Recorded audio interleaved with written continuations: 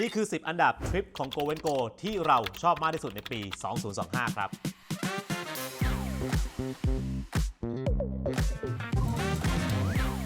สวัสดีปีใหม่นะครับทุกคนและนี่คือ EP แรกนะครับของปี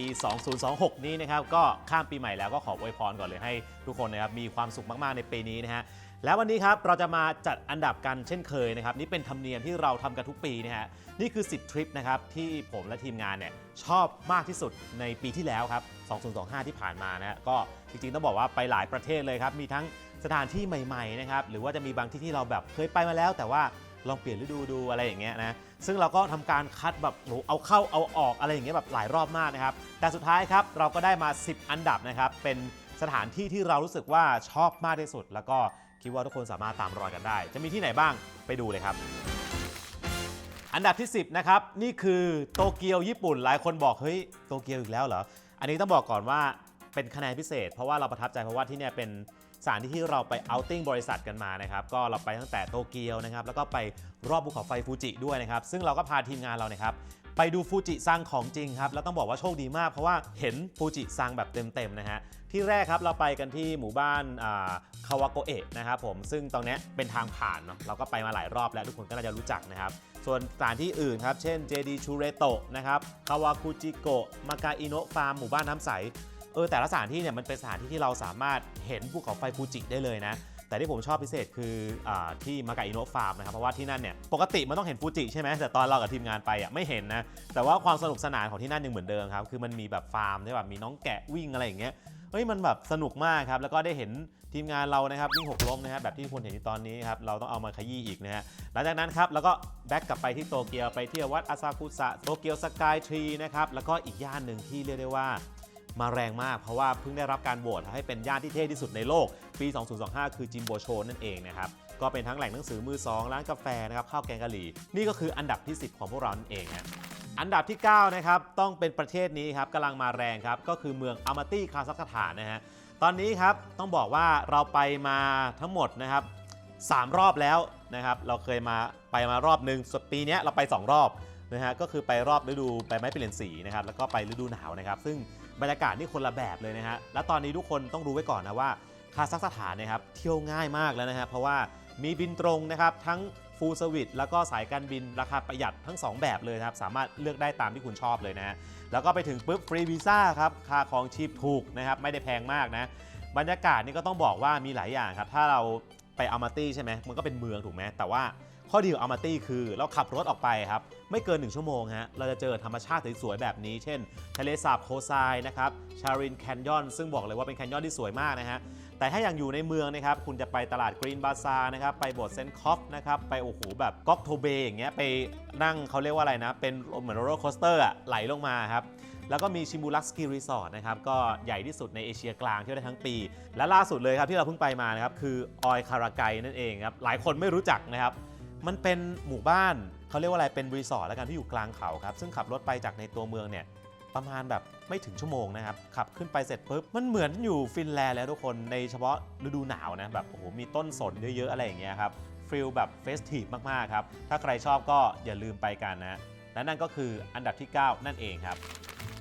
อันดับที่8ครับก็คือฝรั่งเศสนะครับต้องบอกว่าปีนี้ไปมา2รอบด้วยกันนะฮะรอบแรกเราไปปารีสเหมือนเดิมครับดูหอไอเฟลไปลูฟร์ไปประตูชัยไปแบบสุสานใต้ดินนะฮะที่ใหญ่ที่สุดในโลกซึ่งบอกว่าอันนี้ผมชอบมากเพราะว่าผมชอบอะไรที่มันดูลึกลับใช่ไหมที่นี่มีโครงกระดูกนะครับของคน6ล้านคนฝังอยู่ข้างใต้นะครับส่วนรอบ2ครับเราไปที่เมืองแปลกๆอย่างเมืองเลวนะครับซึ่ง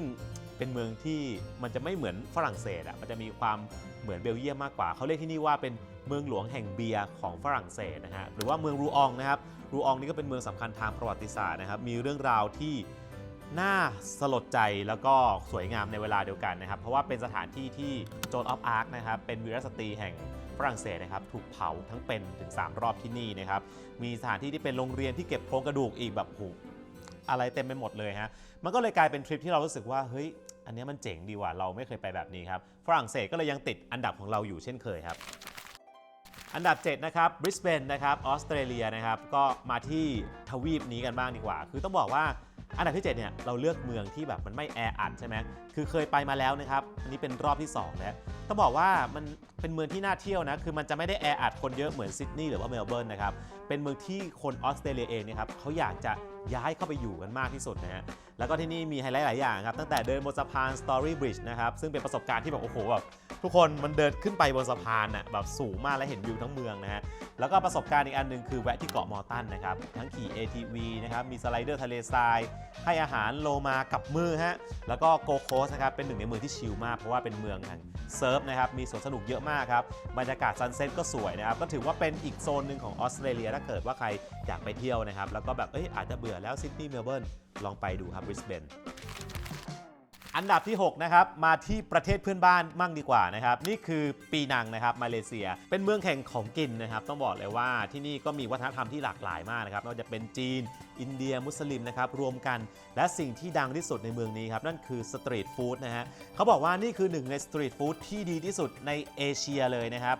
ซึ่งเราก็ไปนอนกันที่จอร์จทาวน์เนาะมันจะมีทั้งสตรีทอาร์ตมีคาเฟ่มีปีนังฮิลมีเจ็ตตี้ต่างๆก็คือเป็นท่าเรือเนาะยื่นออกไปกลางน้ำนะครับเป็นเมืองเก่าที่แบบมีสไตล์ตึกแบบยุโรปผสมผสานนะครับมีความสวยแบบลึกลับด้วยถ้าเกิดว่าใครชอบประวัติศาสตร์ชอบเรื่องหลอนๆนะฮะแนะนำให้ไปที่พิพิธภัณฑ์สงครามปีนังนะครับเขาให้ฉายาเลยครับที่นี่ว่าขึ้นชื่อว่าผีดุที่สุดในเอเชียฮะซึ่งต้องบอกว่าในอดีตที่เนี่ยเคยเป็นป้อมปราการของอังกฤษมาก่อนนะครับจนถึงประมาณในช่วงสงครามโลกครั้งที่2นะครับญี่ปุ่นเนี่ยก็เข้ามายึดนะครับมีการใช้เป็นสถานที่สำหรับแบบคุมขังนักโทษด้วยมีการประหารชีวิตต่างๆนานาครับมันก็เลยเป็นสถานที่แบบค่อนข้างเฮี้ยนแล้วก็ทีมงานเราก็เจออะไรแปลกๆกันด้วยนะครับซึ่งอันนี้ก็ต้องบอกก่อนว่าอาจจะหลอนไปเองนะครับหรือว่าอาจจะมีอะไรบางอย่างอยู่ก็เป็นได้ครั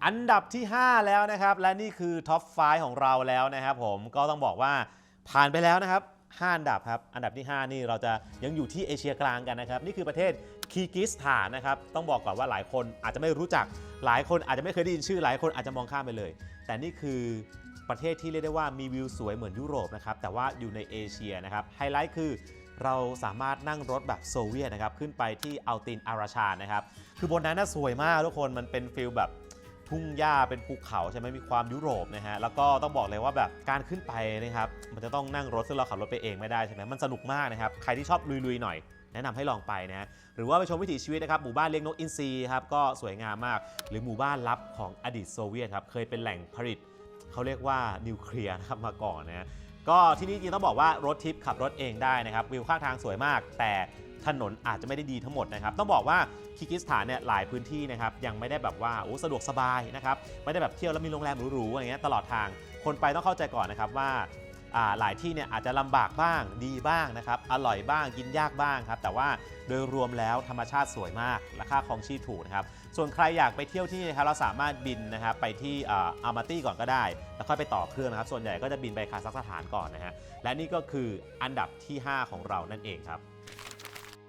บอันดับที่4นะครับมาที่ประเทศรักของผมนะครับผมไปมาทุกปีนะครับปีหนึ่งไปหลายรอบนะครับแล้วเมืองนี้ครับกำลังมาแรงมากๆทุกคนจะเห็นบล็อกเกอร์ครับเห็นอินฟูหลายคนเริ่มไปเมืองนี้กันครับนั่นคือชิงเต่านะครับผมชื่อคุ้นๆใช่ไหมครับใช่แล้วครับมันคือชื่อเดียวกันกับเครื่องดื่มที่เป็นเครื่องดื่มยอดข้าวครับทุกคนที่ทุกคนกินกันเป็นประจำนะครับจากจีนนะครับชื่อดังเป็นเมืองที่แบบกำลังไวรัลมากๆครับเพราะว่าเป็นเมืองริมทะเลใช่ไหมบรรยากาศแบบเหมือนยุโรปนะครับเพราะว่าจริงๆแล้วเนี่ยเคยถูกปกครองโดยตะวันตกมาก่อนนะฮะแลนด์มาร์คที่นี่มีเยอะมากนะครับมีตั้งแต่โบสถ์เซนต์ไมเคิลใจกลางเมืองนะครับมีถนนคนเดินที่เต็มไปด้วยคาเฟ่มีถนนที่มีสตรีทอาร์ตนะครับแบบเขาเพ้นท์เป็นรูปการ์ตูนจีบีอะไรอย่างเงี้ยและที่นี่แน่นอนนะครับนี่คือเมืองแห่งเบียร์นะครับต้นกำเนิดเบียร์ชื่อดังของจีนนะครับมีพิพิธภัณฑ์เกี่ยวกับเบียร์นะครับมีเทศกาลเบียร์ที่ใหญ่ที่สุดในเอเชียด้วยนะครับโอ้โหแล้วก็แบบวิวรอบๆสถาปัตยกรรมต่างๆครับให้ฟิลแบบยุโรปนะฮะแล้วก็ตอนกลางคืนนะเราสามารถไปชายหาดนะครับที่ให้ฟิลเหมือนแบบไซเบอร์พังทุกคนเพราะไฟเขาเปิดแบบทั้งเมืองนึกออกไหมแล้วคนก็ไปนั่งไปยืนถ่ายรูปกันถือว่าเป็นเมืองที่มาแรงมากๆนะครับแล้วก็ต้องบอกว่าในรูทของเขานะครับเราสามารถจะไปเมืองอื่นได้ด้วยนะครับไม่ว่าจะเป็นหวยไห่นะครับหรือว่าเหยียนไถ่นะครับซึ่งอยู่ในรูทเดียวกันนะครับให้ฟิลแบบยุโรปเหมือนกันน่ารักเหมือนกันลองไปเที่ยวดูครับผมบอกเลยว่าอันนี้แหละคือหนึ่งในสถานที่ที่เราแนะนำนะครับว่าถ้าคุณจะไปจีนนะครับให้เอาชิงเต่าครับเป็นอีกเมืองหนึ่งให้คุณได้ลองไปกัน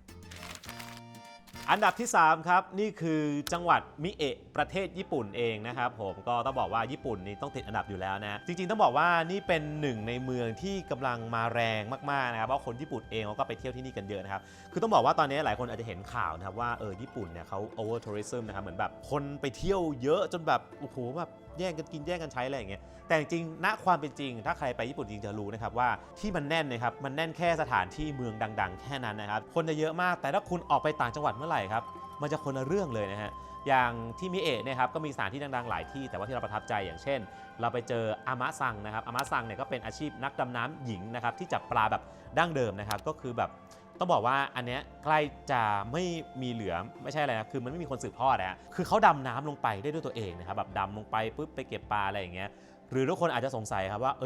ศาลเจ้าที่ศักดิ์สิทธิ์ที่สุดในประเทศญี่ปุ่นอยู่ที่ไหนอยู่ที่มิเอะนะครับนั่นคือศาลเจ้าอิเซะนั่นเองครับต้นกำเนิด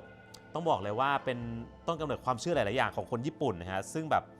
เขาใช้คำว่าศักดิ์สิทธิ์ที่สุดนะครับศักดิ์สิทธิ์ที่สุดเพราะนั้นคนก็จะไปขอพรกันนะฮะและแน่นอนนะของกินในมิเอะนี่อร่อยมากนะครับแบบไม่ว่าจะเป็นเนื้อมัตสึสกะนะครับผมโอ้โหแบบกุ้งอิเซะกุ้งโอ้โหแบบเนื้อแบบดีมากแล้วผมยังรู้สึกเลยว่าผมจะกลับไปเพื่อกินเนื้อโดยเฉพาะเพราะมันอร่อยอย่างนั้นเลยจริงๆนะฮะและแน่นอนนะครับว่าเมืองนี้เป็นต้นกำเนิดนินจานะครับนั่นคือเมืองอิงะนั่นเองครับที่นี่มีทั้งพิพิธภัณฑ์แล้วก็ปราสาทด้วยนะครับอยู่ไม่ไกลนะครับจากนาโกย่าแล้วก็โอซาก้าคือจะเลือกไปจากตรงไหนก็ได้แล้วแต่สะดวกนะสามารถนั่งรถไฟไปเที่ยวได้เลยนะครับหรือว่าจะขับรถแบบเช่าปุ๊บขับไปเที่ยวก็สะดวกดีเหมือนกัน